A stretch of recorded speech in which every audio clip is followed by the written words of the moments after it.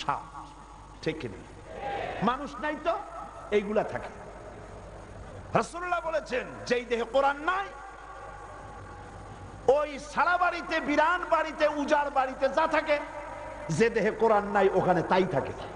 আপনারা ৭২-এ কোরআনের আয়াত তুলে দিয়েছেন, তাই বিশ্ববিদ্যালয়গুলি ওই সারা বাড়িতে যা থাকে তাই ঢুকেছে। চরিত্র পাবেন কোথায়? চরিত্র তো শিখায় কোরআন। কে শিখায়? যারা বলেন কে শিখায়? কোরআন। এই কোরআন বলছে ঘৃণ্যতম ষড়যন্ত্র শুরু হয়েছে।